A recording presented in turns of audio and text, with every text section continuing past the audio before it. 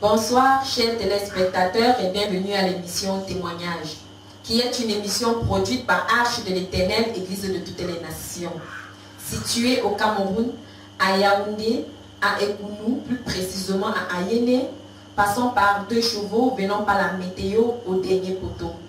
Témoignage est une émission qui consiste à dire ce que Dieu a fait dans sa vie, à témoigner des bienfaits de Dieu dans sa vie. Et à la tête du ministère, nous avons le messager de Dieu, le prophète Samuel Magloire. À la supervision générale, nous avons le Saint-Esprit. Et au micro de présentation, je suis la sœur Nicaise. Alors, comme sujet de témoignage aujourd'hui, c'est la prophétie. Puisque vous savez que nous avons plusieurs volets de témoignage. Il y a les miracles, il y a les guérisons, il y a les prophéties, il y a les miracles, etc. Et nous allons aborder un sujet particulier ce soir sur la prophétie. Et nous avons pour inviter ce soir le frère Boris qui va nous dire la prophétie que Dieu lui a faite au travers du messager de Dieu. Alors, sans plus tarder, je vais retourner vers le frère Boris. Bonsoir, frère Boris. Bonsoir. Bienvenue à l'émission Témoignage. Merci. Est-ce que vous pouvez nous dire la prophétie que Jésus-Christ vous a fait au travers du messager, afin que ceux-là qui nous écoutent puissent être édifiés par cette prophétie? Amen. Amen. Tout d'abord, avant de commencer mon témoignage, je tiens d'abord à dire merci à Dieu pour ce qu'il a fait dans ma vie. Parce que réellement, la situation que je vivais était une situation vraiment pénible. Qui me faisait souffrir. Je n'avais pas à m'en débarrasser. Mais ce jour-là, lorsque je suis venu pour recevoir la parole de Dieu, c'était un mercredi, je suis venu écouter la parole de Dieu comme toutes les fois. Le prophète a commencé à prêcher. Après, au même instant qu'il prêchait, Dieu a commencé à lui parler en disant et il a commencé à dire que il voit 2 statuettes. Il voit 2 statuettes. Et que toutes les fois où on colle ces statuettes-là, ça donne à une personne les amis sexuels. Donc ça donne la personne à désirer le sexe. Et réellement, lorsque le prophète a commencé à parler, lorsque j'ai écouté cela, je savais qu'il s'adressait à moi, puisque quand il parlait, il n'a gâté personne. Mais il savait qu'à l'intérieur, il s'adressait à moi. Et après, il m'a doigté. Il m'a dit que c'est toi. Et seulement, il a accepté ce que Dieu a dit au travers de son nom. Oui. Et est-ce que vous pouvez nous dire si véritablement cette prophétie, si vous la viviez dans votre vie avant que la prophétie ne sorte? Effectivement, j'ai vécu cette situation. Et c'est réellement ce que le prophète disait, qu'à chaque fois qu'on collait ces 2 statues-là, ça me vient tous les amis sexuels. Il y a les fois où j'étais, par exemple, en classe en train de faire cours. Subitement, comme ça, les amis d'avoir des rapports sexuels avec une femme me venaient à l'esprit. Et je commençais à avoir des pensées bizarres. Je commençais à avoir des mauvaises pensées. Et ça m'amenait à faire des mauvaises choses. Ok. Quand vous dites que cela, ça commençait, donc vous avez commencé, donc il y avait des mauvaises choses qui montaient sur votre tête. Vous avez dit que vous avez commencé à faire des mauvaises choses. Quelles sont ces choses-là que vous avez commencé à faire pour que ceux-là qui nous écoutent sachent concrètement? Tout d'abord, j'ai compris cela que pour que ces pensées viennent d'abord, il a fallu que je pratique d'abord quelque chose qui a fait en sorte que ces pensées puissent venir. Et cette chose-là, c'est le sexe. Parce que j'ai eu à avoir des rapports sexuels avec une fille. Et c'est maintenant, sur ces rapports sexuels, que le diable se basait pour me faire avoir ces pensées-là. Et lorsque j'avais ces pensées-là, c'est-à-dire, je pensais toujours lorsque j'étais en train de m'accoupler avec une fille. Et lorsque je ne voyais pas cette fille-là, et que je voulais, et que j'avais ces désirs sexuels-là, ça m'amenait à me masturber. Pour pouvoir faire partie de ces pensées. Et sans vous mentir, ça marchait. Parce que lorsque toutes les fois où ces mauvaises pensées venaient à moi, j'avais toujours cette envie-là de masturber et je le faisais. et réellement ces mauvaises pensées partaient.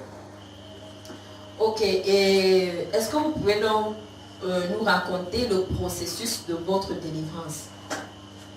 Lorsque le prophète a fini de prophétiser sur moi, il m'a demandé de me lever. Et lorsque je me suis levé, il a commencé à prier pour moi. Parce que réellement, cette situation me faisait beaucoup souffrir. Je pouvais que là avec les frères, il n'y a rien, mais à l'intérieur de moi, je souffrais beaucoup. Mais lorsque la prophétie est sortie et que le prophète a commencé à prier pour moi, il a commencé à prier pour moi et je sentais comment j'étais en train d'être délivré. Parce que lorsqu'il priait, il disait qu'il est en train, qu'il me voit dans une bouteille enfermée. Et quand il a prié, il a appelé ça comment? Il m'a sorti de là. Parce qu'il a dit qu'il voit comment le bouchon est en train de quitter et que c'est en train de sortir. Et réellement, je confirmais cela. Parce qu'à l'instant qu'il priait, je sentais comment j'étais en train d'être délivré. Je sentais comment ce fardeau était en train de me quitter.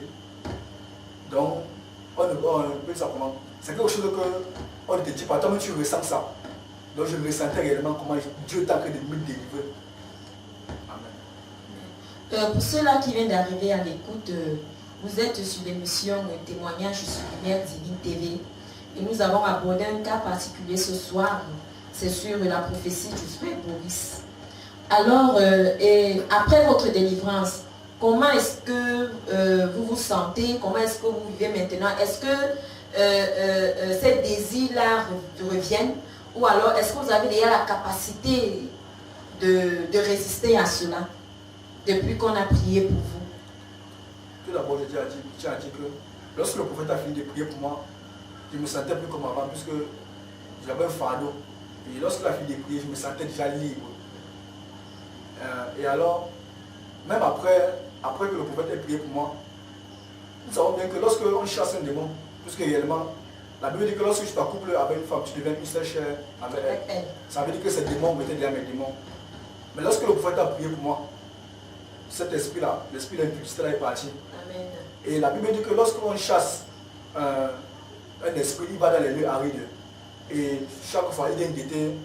Si c'est que où il était, ça s'est bien rangé. Donc si c'est que cette personne a encore recommencé à lâcher dans, on peut dire ça comment? Par exemple dans la vie spirituelle. Donc c'est un peu ça. Et c'est ce qui s'est passé. Même après que j'ai été délivré, il venait toujours pour me tenter. J'avais tous ces désirs-là. Et j'avais parlé de ça au prophète. Et le prophète m'a dit que non, je suis déjà délivré. Que j'ai déjà la capacité de dire non à ces mauvaises pensées, donc de chasser ces mauvaises pensées-là. Et réellement, lorsque ces pensées viennent maintenant, c'est facile maintenant pour moi de les chasser. Amen. Or, avant, lorsque ça venait, il n'y avait pas de solution à part la masturbation. Mais maintenant, lorsque Dieu m'a délivré, lorsque ces pensées viennent maintenant dans mon cœur, je les chasse. Donc, c'est ça. Et quel est donc le conseil que vous pouvez donner à ceux-là qui nous écoutent, à ceux-là qui nous écoutent? Qu'est-ce que tu peux leur donner comme conseil? Bon, je me dis, il y en a certains aussi qui sont dans le même cas que toi.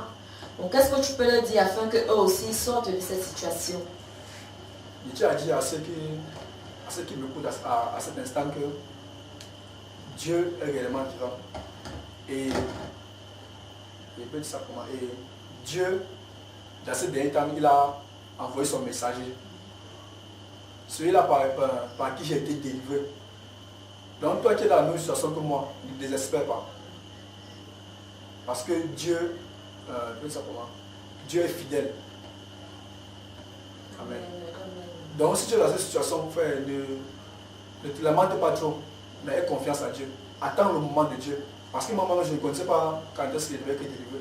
Mais Dieu m'a surpris. Amen. Amen. Et la Bible dit que le temps de Dieu est le meilleur.